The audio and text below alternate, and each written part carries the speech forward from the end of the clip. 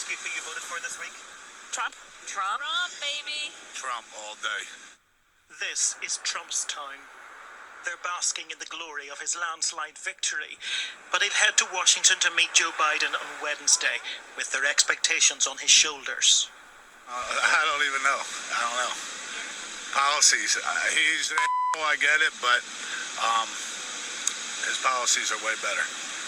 Better for Americans, 100%. Yeah, I am able to look, because I look at his first 4 years in office.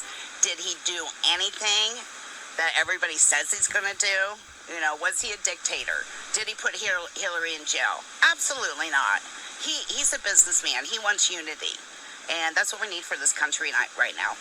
All I really care about is the money, economy-wise, because before COVID happened or, before anything happened, my rent was below $1,000. And right now, it's almost at $2,000 for a one-bedroom apartment. So it's only a 4-year difference, and it's gone up that much. The president-elect is in transition mode, selecting his administration. The Democrats in disarray. Former Speaker Nancy Pelosi adding her voice to the blame game. Had the president gotten out sooner, there may have been other candidates in the race. Kamala, I think, still would have won, but she may have been stronger, having taken her case to the public sooner. Donald Trump won Florida by 1% in 2016, by 13% this time. That's why Democrats are struggling to adjust to the new reality. That result represents a radically different America. But even here, at the center of Trump's political orbit, a state building on its deep red reputation, there are those who fear his second term in the White House. Tell me in one word what you think will change most under a Trump presidency. What do you... Can I use two? Yeah. Women's rights. Florida is staunchly conservative on social issues. It shaped his campaign and could shape America for the next 4 years, as the politics of this place roll towards Washington. David Blevins, Sky News, at West Palm Beach in Florida.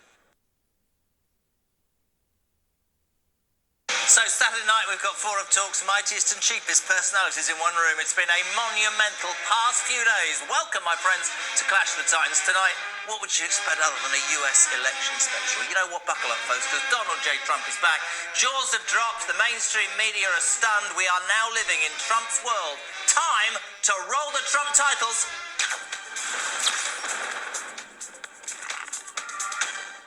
So we are here with Clash of the Titans. We're delighted to have back the legend that is Julia Hartley-Brewer. Just called me the worst name imaginable. I did not. I went a bit mateless at you. You did go mateless at me. of more on that. Yeah, James Whale, always great to have you on, and Kevin O'Sullivan, who predicted the amazing news about Donald Trump. I just want to start slightly differently. I was reading this to somebody earlier.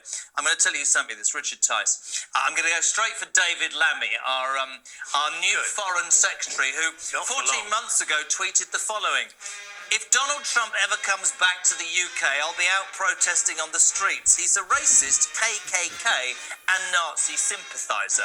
Today, David Lammy put, congratulations to Donald Trump on your victory. The UK has no greater friend, and I look forward to working with you and JD Vance in the years ahead. I just love the fact that all those people who thought this man was some sort of, I don't know, I've got to eat their words. America has given us an unprecedented and powerful mandate. We have taken back control of the Senate. Wow, that's good. Oh, let me tell you, we have a new star. A star is born, Elon. But he's a character, he's a special guy, he's a super genius. We have to protect our geniuses. We don't have that many of them. Many people have told me that God spared my life for a reason.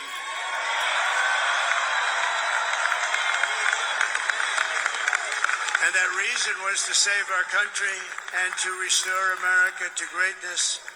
For me, I think we can look at it in terms of England as well. Is that not Middle America saying, The things that matter to us are the economy, our immigration, are the way we treat our ex-service men and women. The very things that on talk we go on about all the goddamn time. Good luck to him, I say. What they teach to our kids in schools, crucially Yeah. as well. I think don't underestimate that. People say, "Oh, women were going to come out and vote on the abortion issue." That's certainly a big issue for me. I've got a big issue with the Republicans on that.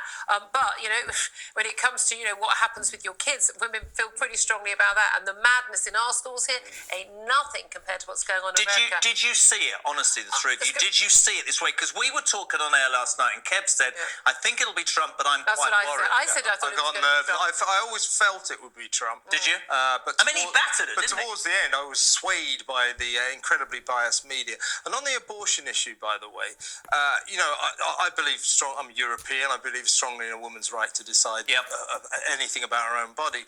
But what I think a lot of people on this side of the Atlantic, particularly women, don't understand is a lot of women in America are against abortion as well. Yeah.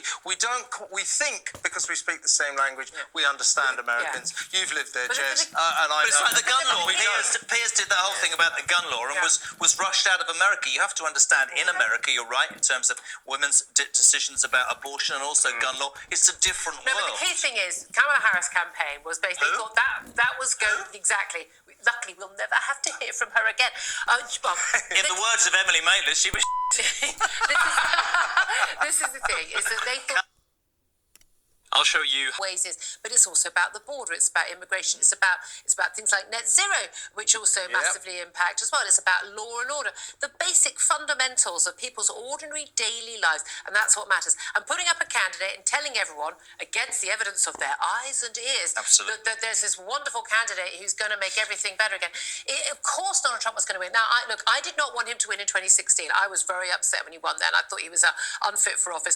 I thought certainly in 2020, at the end of his presidency, I wanted him to lose. On balance, if I was an American, I would have voted Hillary Clinton, holding my nose. I would have voted Joe Biden, holding my nose. And I said for weeks on air, on balance, I would have voted for Donald Trump this time round. With all his baggage, he was still better than her. Yeah, I think what we need to do, I think what we need to do is raise a glass to the world.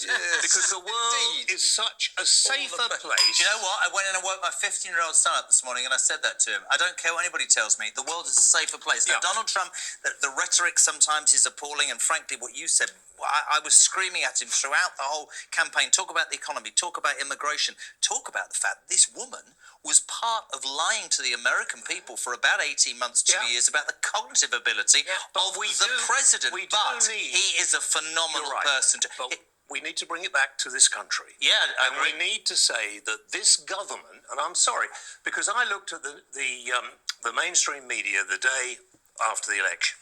And What a joy that was. I could not believe their miserable faces, the main ITV, BBC. I just have no idea how they're so Because they believe that this is where I think that the thing about Trump, and you look at perhaps reform in the United Kingdom, you think about somebody like Farage, people assume in politics or the public eye, the celebrities, the news people, the media, that they know best for people. Surely what happened in America was good, honest, hard-working Americans, and I've been to Columbus, Ohio, who don't go to Washington, who are not interested. They would go, do you know what, under Donald Trump, we had the borders, we had more money. That's the bottom line. Here's something on the train this morning I want to throw at you both. Man says to me this morning... Carry on, No, Jez. I've got to do this. Fancy a Man drink? says We to me go on to the the train, pub. because you'll know the answer to this, he could stand again. No, Because in law, it No, he didn't. only says you can't stand consecutive. Can't stand for a second term.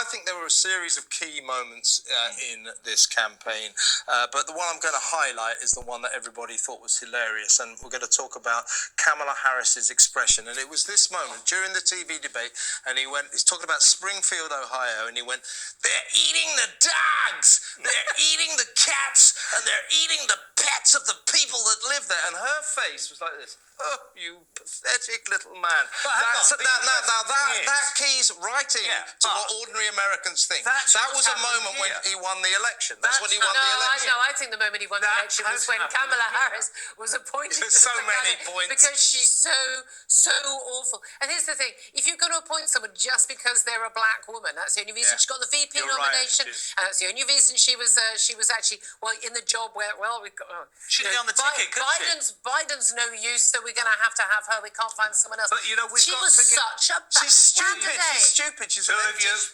empty vessel. We have got to bring it back to the UK because everybody took the out of him when he was going on about the eat your cats and dogs and everything else. If we allow people to come into this country, which we are doing at the moment, illegally, and they're not getting into the hotels and having... They've got to survive some way. You would sort of hope, looking at it, wouldn't you? We need to defend our shores. Whether you agree with everything he says or how he says it, if you strip it down, you look at where we're at in this country now. Couldn't we do with somebody that strong? That determined to do what they say they're going to do? I was proud of Nigel Farage standing up and getting them. I think this is very telling for Britain. And the question is whether or not British politicians learn the lesson. And I think they are absolutely not going to learn the lesson. Here's why. Because when we've seen what's happened in Europe, we've seen all these partly, not just presidential elections in Europe, but parliamentary elections, people moving to the right, not the far right, to right-wing parties offering conservative, the small c policies on immigration, the economy, not lunatic net zero policies and woke policies. And you see what's happened in America. And then in Britain, you've got the Labour Party saying, well, we're bucking the trend. We're bucking the trend. We're doing something completely different. People came to us for Labour. That's not what happened. What happened in July was very different. What happened in July was actually voters didn't vote for Labour. They voted against a woke, left-wing, progressive, conservative government. And I just think that they are absolutely living in cloud cuckoo land when they think that people want what they're offering. You'd want to have been they're not going to want to follow what Trump's doing. You'd have wanted to have been a fly on the wall in 10 Downing Street this morning when apparently wasn't he Keir Starmer and Jerry Starmer the first to reach out? I tell you, this is just me in my crazy. Do you know the first thing I think Donald Trump will do? What? The first thing he'll do is pardon himself. But the second thing is he'll end the relationship with Great Britain because he hates David. I don't think he will. But he pardons himself. I mean, we've got to talk about David Lammy, obviously. How do we get rid of him? Surely, by the way, surely, Keir Starmer, if he is a grown-up, like he says he is, he really does have to think about his foreign secretary. And if we want to have a proper relationship with America, I'm afraid Dim Dave has got to go. Well, I've said plenty of things critical of Donald Trump, but I wasn't planning to become foreign secretary at some point. Because it's untenable. As you say, comparing Donald Trump to Ku Klux Klan fascism, there are plenty of very legitimate criticisms of Donald Trump. What he says and what he does with his own language and his own words. Those are reasonable criticisms, and I've made all of them in the past, and I will continue to make them. But the whole of the Labour Party are like that. And the whole of the Labour government are like that. And I know we go on about it, but it is we are in a dangerous position. But we're actually, isn't it interesting? And Jill's made the point. We'll be off Europe has gone to the right, not far right. Exactly how I see reform. Do you support Do you support people trying to burn down hotels? No. Do we support all that? No, not at all. But I absolutely support the right to be able to go out and say, you're not looking after my parents, you're not looking after veterans, you're looking after people who've arrived here and put in a hotel. 100%. I think that this will be an interesting moment in Great Britain because, as you said, Europe's gone right despite the EU. Donald Trump's now the leader of the free world, and we are like an island of left-wing ideology in the United Kingdom. Can we just also think about something else about Trump? First of all, he didn't just win.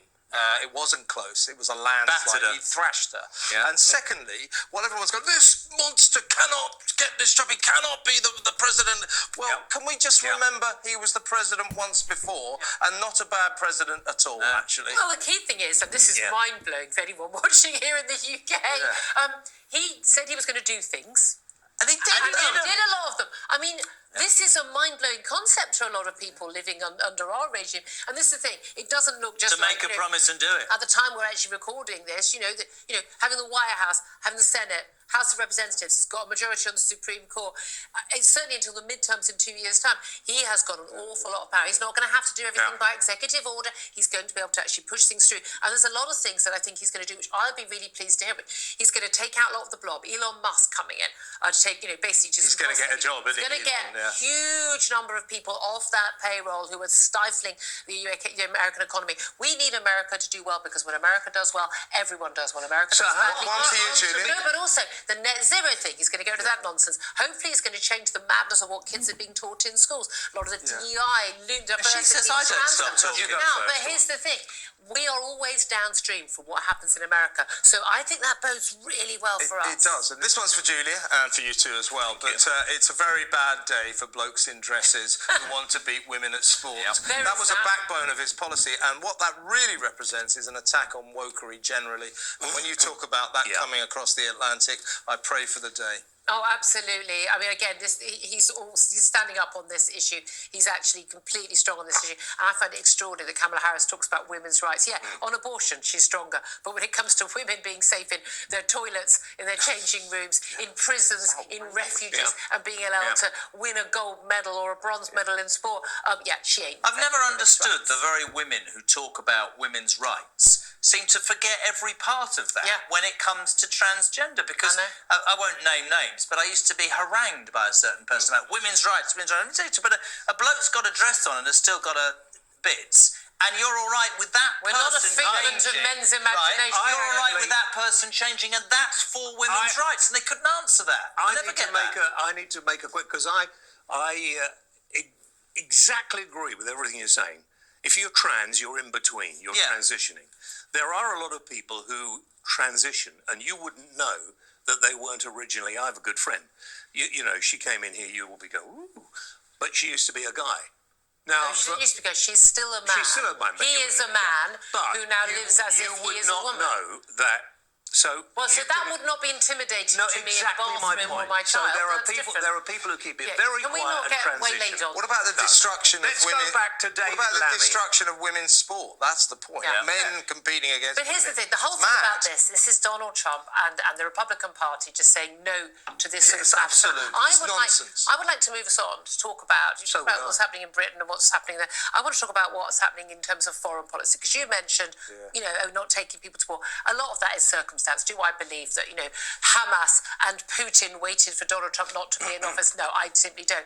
But there are big issues for me on this one, because I think that the Democrats have been stronger on Ukraine and backing Ukraine against Vladimir Putin, but I certainly think that Donald Trump's much stronger on Israel and backing them against Hamas, Hezbollah, the Houthis, and indeed Iran.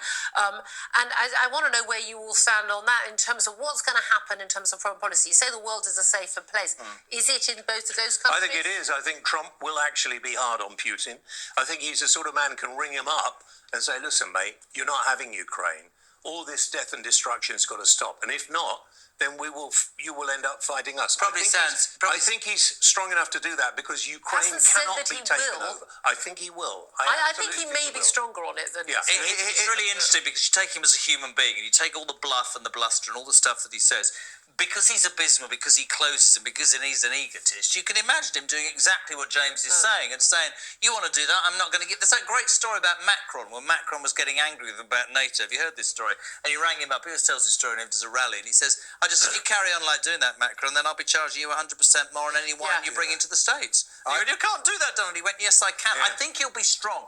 Whether he can... I think Jules is right. Whether he can sort it all out, but I think we'll see a stronger indication. He will sort the United Nations. What's the point of the United Nations? Exactly. A waste of space. Exactly. But his indication in the campaign was that he may well stop funding Ukraine, and that, I think, although I think it's really awkward that we're all struggling in a cost of living crisis when our governments are giving billions to Ukraine. I still think for international stability... We have a cost of living crisis because of the Russian invasion of Ukraine. Here's the thing about, as I said to Jez last night, the thing about Trump is, don't necessarily listen to what he says. Yes. Watch what he does. And I suspect he'll be pretty cautious about Ukraine. In terms of Gaza, in terms of Israel, he'll have a much better relationship with Netanyahu, and that can only be good. And very quickly, because I'm told to go to break, I think You might all disagree with me.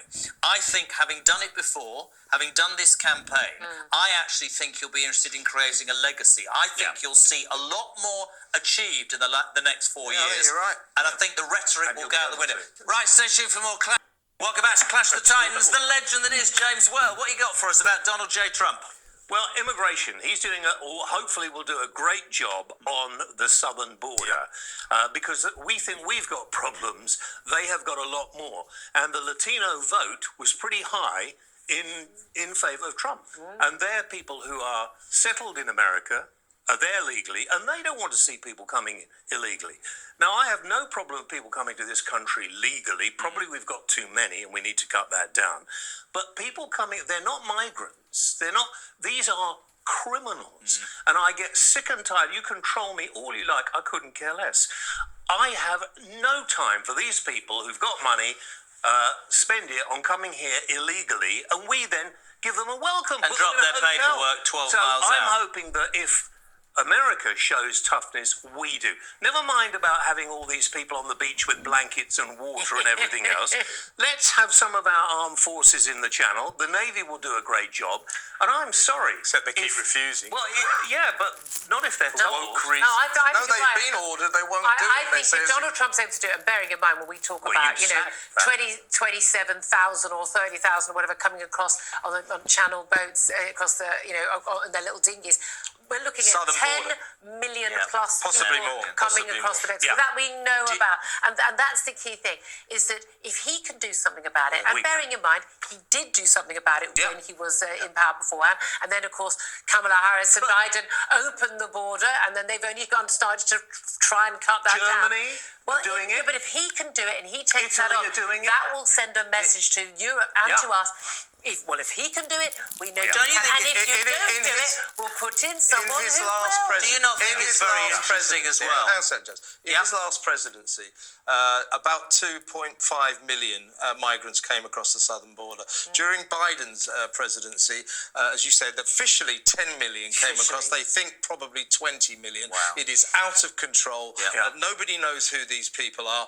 And that is a major reason why Trump won the election. And if Starmer doesn't get his act together, he'll lose the next election. You don't have to be as bigot to have a concern. Is it not very interesting as well what James said about the Latino vote? The migrants who genuinely have come to America, are legal and are giving something back. And I would exactly agree with you, Kev. I'm sure Julia agrees. I don't have a problem with that. I'm so with you, James. Absolutely. If you're going to drop your paperwork 12 miles out, if you've got the air and a lie and the Navy who will do nothing, if you know that you land here and we're so goddamn soft you've got a hotel, whereas we're screwing people in this country who don't get anything, that Starmer has to wake up. But I think this is why it's so important about Donald Trump. He has taken the American people and said, I don't care whether it sounds bad. I'm not having my country infected with people who are taking advantage. I want a leader like that in the United Kingdom. It'd be great. World got controlled by a lefty media and lefty politicians, because even the Tories are wet. Look at the people controlling the mainstream media.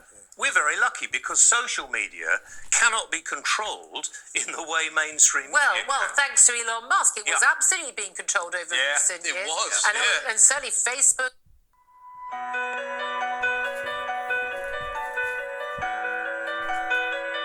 Thanks to Elon Musk, it was absolutely being controlled over recent years. It was. And certainly Facebook, everything massively controlled in recent years. Thank God for Elon Musk. Now, he ain't perfect. He's not, he's got his own faults, but at least we've got somewhere where people can speak. And it's actually what's fascinating, actually, just looking at the outcome of this election in the United States, is how differently people are reading this election result and how surprised they are by it, depending on whether they've watched mainstream media or whether they've been on social media. If you've been on social media, you knew it was much closer than mainstream media. That's frightening, though, isn't it? But Kamala's wonderful, so But it's isn't that frightening for the people in this country and the world? It's dishonest. It is, of course, dishonest. And this mainstream media argument and social media is such a great point. If you read the newspapers, the fake news, as he used to call it over the last few weeks, you said it. He was in the lead, then she was in the lead, then it was tight. People who were reading not that were saying, I mean, you guys said it to me yesterday, it could be a landslide. Can you see a Trump supporter being invited on This Morning to have a little chat. Yeah. Can you see that? Well, exactly happening? the same as Brexit during Exactly. 2016, when Exactly. you deride people, and this is the whole thing. The Democrat policy, the Democrat campaign was basically, well, there was no policy really. Oh, everything's been fine, but it'll be different. You know, well, why do you want it to be different if everything's been fine under Biden? Yeah. But also, it was, I'm not a fascist. I'm not Donald Trump. I'm not someone like Hitler. I'm not Donald Trump. What are you then? Yeah, but that's not enough. People want things, but that's the thing. People no longer believe these words. They no longer believe politicians. They no longer trust politicians, and so they're going to go to the people who say things that they recognise. When someone says there are too many people crossing the border, and you know there are too many people crossing the border, when they say we're going to have to get back law and order against someone who, by the way, was saying let's help people who are basically, you know, trashing their local towns and cities and behave on behalf of Black Lives Matter, and saying let's try and help them post bail. She literally did do that. Someone who doesn't seem to think that you know, that a woman is actually a real thing, just a figment of a man's imagination. When people are living with the reality, they've got someone like Donald Trump. He can talk a load of nonsense about lots of things. He can do a lot of bad things, and he has. But when he is saying stuff that is far more true than what the so-called grown-ups are saying, they vote for him. So the question, though, is, and I still don't understand, how do we get into a position where I was going to say Because but that would be too rude. Because we're idiots. We're how, malleable. How did this get into a position? Is that too rude? How did this awful person get into the position of foreign secretary? Can I just say one thing? I actually think, we said at the beginning of the show, if you look at what's happened to Donald Trump in America, and you take into consideration that these are normal, everyday Americans, not with an agenda, but a belief that their vote counts, I fervently believe, we can sit here and talk about how the left wing and the ideology and all the problems, the wokery, I think this country is not only crying out, whether it's Farage or somebody else, I don't know. I think this country is not only crying out for Donald Trump, but one thing I would say when you talk about the stuff that comes over, I think this will have a major impact on this and other countries. I think they will stop saying the mainstream media, I mean, the riots. No, I don't agree with you. I don't agree with you. They didn't stop after Brexit. They didn't stop after Boris. But I think they're not going to stop. All right, well, I think the people will realise after Donald Trump, actually, I matter, my vote matters, I'm not accepting immigration, I want to do. And I think they'll look at him and think maybe we can do it here. Do you know what people are doing now? They're looking at betting odds on politicians instead of polls. Well, because they're more accurate. Exactly. That's right. But maybe the advertisers, who are a bit woke, some of them, maybe they need to look at where the audiences are. And if you look at the last election, then this bunch of fools in number 10 do not have any mandate to govern this country. They didn't need a They're mandate. a minority. They do have a mandate. Well, no, they have I know. a You see, I don't want to mandate, go down that Trump line. They do have a mandate. They didn't win it, though. The others But they still have the They did majority win in it. Parliament. They did win it. You must That's never the point. ever undermine democracy and the vote, the peaceful transition of democracy power. isn't working They have at a the mandate. moment. If the Tories had been any better, working they'd in still America. be in power. Let's talk about the media, though. I mean, let's the do media that. has been disgraceful. As I said earlier, I've always felt Trump would win because I kind of know America. I've lived there like yourself, but I got swayed by the media. I kept reading the papers, watching the TV, he does a lot. and you would have thought that Trump was out of it. Kamala was a genius. We've got a few examples to show you. Good Morning Britain here. Their star guest, who's got a bit of an agenda, was Stormy Daniels, the porn star who slept with Trump. I mean, amazing. Take a look at this. Who knows what goes on in the mind of a lunatic? But he said it himself. And I don't understand, I'm actually coming on your show this morning and for the first time a little bit shocked and ashamed of what's happened in my country. But I'm going to say, and I think that it's you cannot tell me that it's not because of racism that she did not win. You lost your. Well, there you are. I mean, that a very important contribution. It must be racism. Ed Not that she's useless. Balls, Labour politician, interviewing Trump hater Stormy Daniels, and let's not forget Emily Maitlis, hilarious, brilliant. She's on her newsagents podcast, and on Channel 4 on the night of the election, she had a complete meltdown, started swearing, and got kicked off the show. Let's have a look at Emily in action. I don't want a woman president yet. 45 years after Margaret Thatcher gets elected. It shouldn't be easier to beat a black woman What's that about? It's a bit racist. The obsession with Kamala Harris being a black woman. So, speaking as a woman, the idea that a woman should get any appointment simply because of her genitals, I find it utterly bizarre. Was she any good?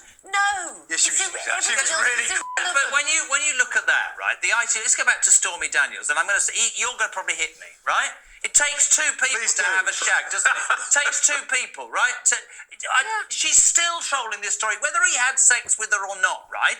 It's done. You're sat for 15 minutes on one of our state broadcasters where this dreadful man he's won. And mateless, you can see who has not had sex with Donald Trump. I feel the need to stress that. Yes, you can see, all those woke liberals dripping out. And that's why I woke up this morning and was so happy, because all those bed-wetting, horrendous liberals are like, how can this happen? It has. Deal with it, you bunch of soft also on Channel 4, Boris Johnson was on, and he kept plugging his book. So our Emily told him off. Have a look. You essentially started importing some of that sort of Trump-like behaviour into Britain when you were Prime Minister.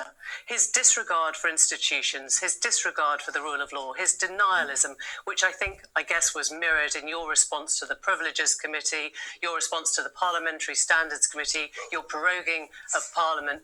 This is all Trump-like behaviour that you imported to Britain. So I obviously disagree profoundly, and as I detail extensively in Unleashed, the book. I don't know why it's funny. I mean, I don't know why it's funny. You've just heard what he's like as a character, and I'm asking you. Because I don't accept your analogy at all. I think it's very dangerous and sloppy to make analogies between the US and the UK. No, it's not between the US and the UK. What is her problem then, Emily? She was in a really bad mood because Trump was winning. Yeah, that's what we're talking about, she's right? got serious Trump derangement. She's syndrome. a bit dim, to be honest. By the way, if you want to cap well, off... not dim, but what do you want to use the She's term? not dim. She's completely obsessed in the wrong way. She's just North London metropolitan elite, and she lives in a world where everybody agrees with her. And, like him. And exactly, dim. And she just doesn't. Again, same with Brexit, same with the Conservatives. Every single view, and she has all the correct viewpoints, which is why she survived at the BBC for so long, and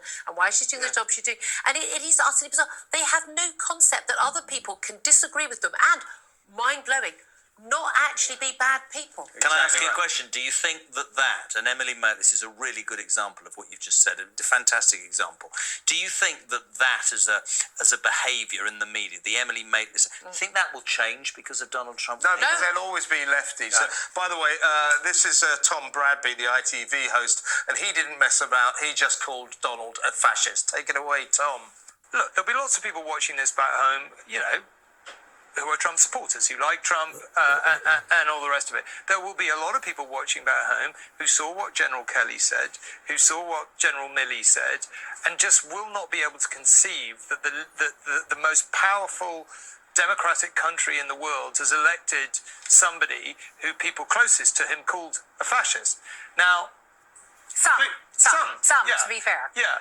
Kevin, you're being very like the mainstream. He didn't call him a Bradbury fascist. didn't call him a fascist. He was quoting something. Well, he's bringing up the topic. But again, the key thing is that language is exactly, stupid. Exactly. But by the way, also, if everyone's a fascist, no one's a fascist. They all look like they've had their sweets taken, don't He's they? enshrining the narrative that Donald Trump is a fascist. Because that's what they believe. What has happened is that the media and the political classes have lost touch with the ordinary people. And that's what's happened. And how did we allow that to happen? Probably because we were a bit lazy. But now with social media, everybody is in the media. But do you look at America, and I know what you're saying, that there will still be those leftists, do you look at America, all of us as a four, and go, if Donald Trump can do that, if he can take everything thrown at him by the news channels, if he can say, do you know what, this is what I believe, and I might upset people, be it what happens in Springfield, or what about women's rights, or ideology in schools, have we got an opportunity somewhere down the line in this country for somebody, whether it's Farage or not, to actually stand, take the flag, and do the same in the United Kingdom? Yeah, I absolutely think